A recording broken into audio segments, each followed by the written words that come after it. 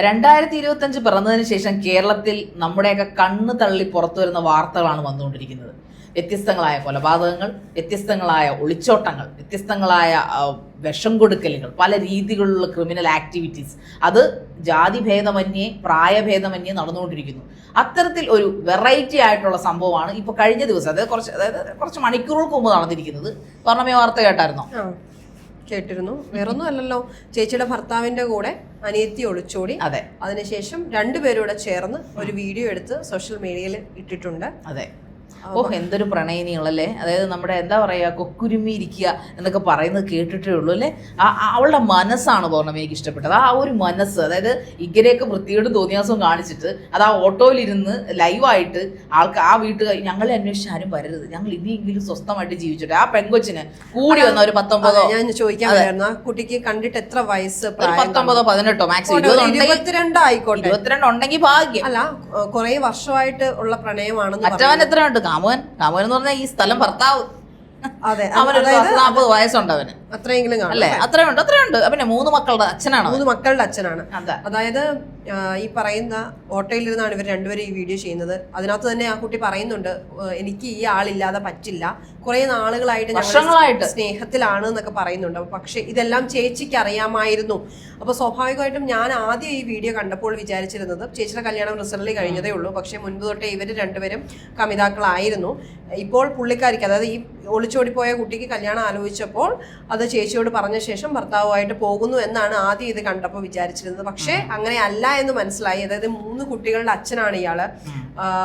ഈ ഒളിച്ചോടിപ്പോയ പെൺകുട്ടിയുടെ ചേച്ചിയുമായിട്ടുള്ള ജീവിതം തുടർന്നു പോയിക്കൊണ്ടിരിക്കുകയായിരുന്നു. അപ്പൊ ശരിക്കും പറഞ്ഞാൽ ആ ആളെ ചതിച്ചുകൊണ്ടാണ് ഈ ഒരു ബന്ധം തുടങ്ങുന്നത് അല്ലേ? അതെ, അതിലൊരു സംശയമില്ല. ഞാനും ഫസ്റ്റ് ടൈം ഈ വാർത്ത ഇങ്ങനെ നമ്മൾ സ്ക്രോൾ ചെയ്ത് പോകുമ്പോൾ കണ്ടപ്പോൾ ഞാൻ ഓർത്തു, ഇതിനു മുമ്പും ഈ പിള്ളേരെ ഒളിച്ചോട് നമ്മൾ കണ്ടപ്പോൾ ഇപ്പുറത്തിരിക്കുന്നവനെ ഇവളുടെ പ്രകടനങ്ങൾ കണ്ടപ്പോഴാണ് മറ്റേ തലോടിയൊക്കെ എനിക്ക് ഏട്ടനില്ലാതെ പറ്റില്ല.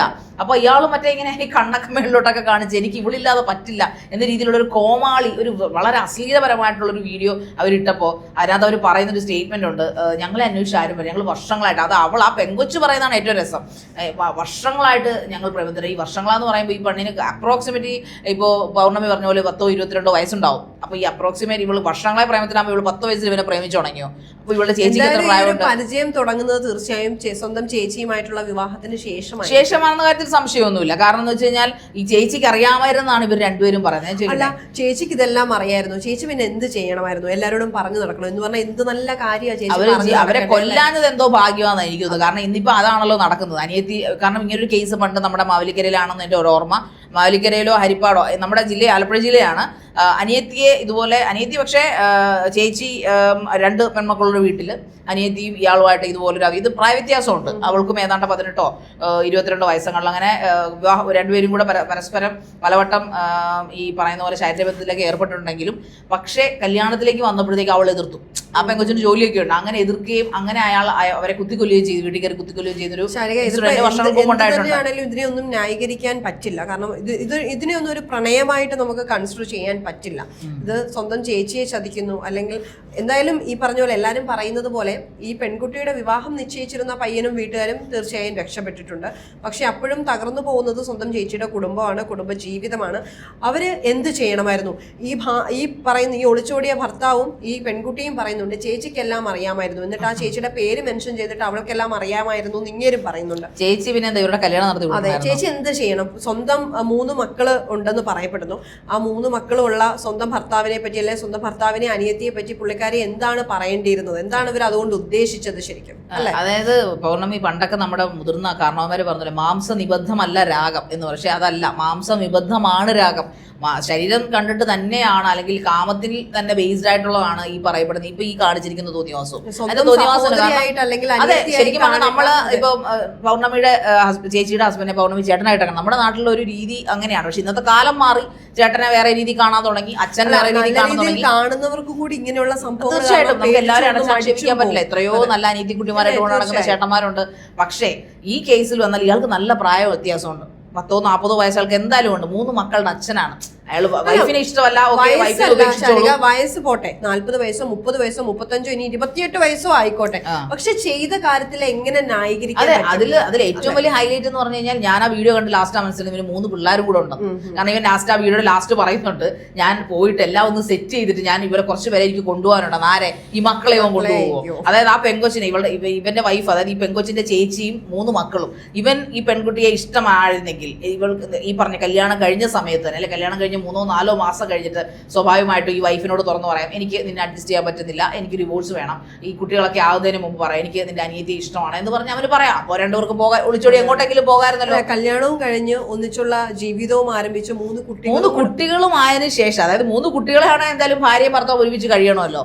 അപ്പൊ പിന്നെ അതിന് എന്തായാലും അവർക്ക് പറ്റും. അല്ല, അത് മനസ്സിലാക്കാനുള്ള ഒരു കോമൺ സെൻസ് ഈ പറയുന്ന അനിയത്തിക്കില്ലേ?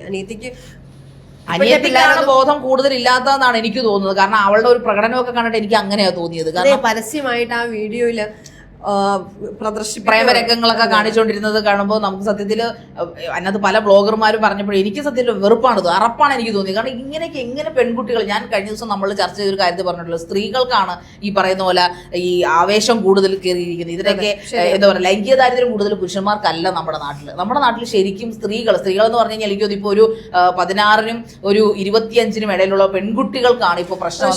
ഈ പറയുന്ന പോലെ ഒരു ഡിഗ്രി ലൈഫ്, അല്ലെ ഒരു ഡിഗ്രി പീരീഡ്, അതായത് ഏകദേശം ആ സമയത്ത് ഒരു 10-21 വയസ്സ് അല്ലെങ്കിൽ 22 വയസ്സാകുമ്പോഴേ ഡിഗ്രി പൂർത്തിയാവത്തുള്ളൂ. നമ്മൾ 17 വയസ്സിൽ +2 കഴിഞ്ഞു, അല്ലെങ്കിൽ ഒരു 20 വയസ്സിൽ ഫിനിഷ് ചെയ്യണം. പക്ഷെ ആ ഒരു കാലഘട്ടം വരെ പെൺകുട്ടികളെ സംബന്ധിച്ചിട്ട് കടന്നു കിട്ടാൻ വലിയ പാടാണ്, ഒരു ബന്ധങ്ങളിലും പോവാതെ. ആ ഒരു പ്രായം കഴിഞ്ഞാൽ പിന്നെ ഒരു മെച്യൂരിറ്റിയുടെ പീരീഡാണ്. കാരണം പല സ്ഥലത്ത് നിന്നുള്ള കുട്ടികൾ കാണും, പല രീതിയിലുള്ള ബന്ധങ്ങളും കണക്ഷൻസും ഫ്രണ്ട്ഷിപ്സും ഒക്കെ ഉണ്ട്. ഒരുപാട് അനുഭവങ്ങൾ നേരിട്ട് കാണാനും കേൾക്കാനും മനസ്സിലാക്കാനുമുള്ളൊരു സാഹചര്യം ആ ഒരു കാലഘട്ടത്തിൽ കിട്ടും. പക്ഷെ ഒരു സ്കൂൾ ടൈം തൊട്ട്, അതായത് ഒരു 8ാം ക്ലാസ് 9ാം ക്ലാസ് മുൻപ്, ഇപ്പൊ ഇനി അത് കുറച്ചുകൂടെ താഴേക്ക് പോയിട്ടുണ്ടാവും, 5ാം ക്ലാസ് 6ാം ക്ലാസ് എന്നൊക്കെ പറയേണ്ടി വരും. എങ്കിലും എൻ്റെ ഒരു മൈൻഡിൽ ഒരു 8ാം ക്ലാസ് തൊട്ട് ഒരു ഡിഗ്രി കഴിയുന്ന ഒരു കാലയളവ് വരെ ഭയങ്കര നിർണായകമായ ഒരു ടൈം പീരീഡാണ് പെൺകുട്ടികളെ സംബന്ധിച്ചിടത്തോളം, അല്ലേ? അതെ, കാരണം ഈ ടീനേജ് കടന്നു കിട്ടുക ഇച്ചിരി പാട് തന്നെയാണ്. പക്ഷെ ഞാനൊന്ന് പറയട്ടെ, നമ്മളിപ്പോൾ ടീനേജിൽ പ്രണയം വേണ്ടെന്നല്ല പൗർണമി പറയും. നമ്മൾ തീർച്ചയായിട്ടും പ്രണയം എന്താണെന്ന് അറിയണം. നമ്മൾ ആ ടീൻസിൽ തീർച്ചയായിട്ടും മനോഹരമായ കൗമാര പ്രായത്തിൽ തീർച്ചയായിട്ടും നമ്മൾ നമ്മുടെ ഓപ്പോസിറ്റ് സെക്സിനോടോ, ഇന്നത്തെ കാലത്ത് സെയിം സെക്സിനോടോ ഒക്കെ ഉണ്ട്, അതെന്തോ അതോ അവരുടെ ഇഷ്ടം.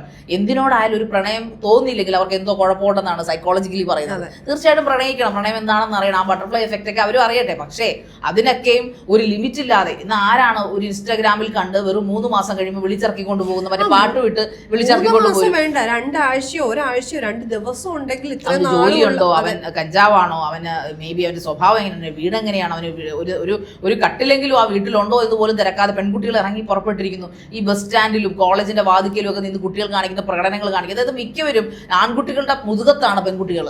നമ്മൾ സീരിയസ്ലി പെൺകുട്ടികളൊക്കെ വെറും ഞരന്തുവാലികളായിട്ട് നിൽക്കുന്ന, വെറും ഒന്നുമില്ല, എല്ലാ അശുദ്ധ പിള്ളേരാണ്. നമ്മളൊന്ന് ജസ്റ്റ് അവരെ വാച്ച് ചെയ്താൽ നമ്മളിപ്പോൾ വേണമെങ്കിൽ തന്ത വൈബെന്നോ തള്ള വൈബെന്നോ ഒക്കെ പറയും വരുന്നുണ്ട്.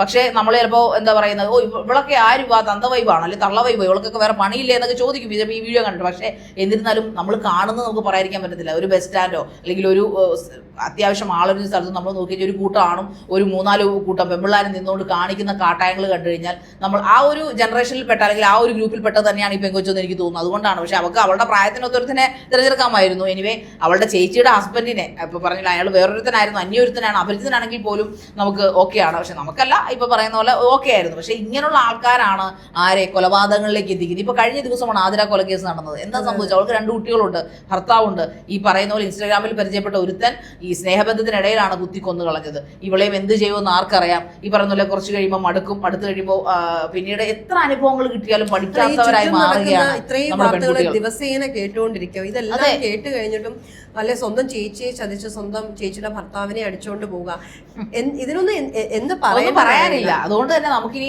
പറയാനുള്ളത്, പെൺകുട്ടികളെ നിങ്ങൾ കുറച്ച് അടങ്ങും, അത്ര മാത്രമേ പറയാനുള്ളൂ.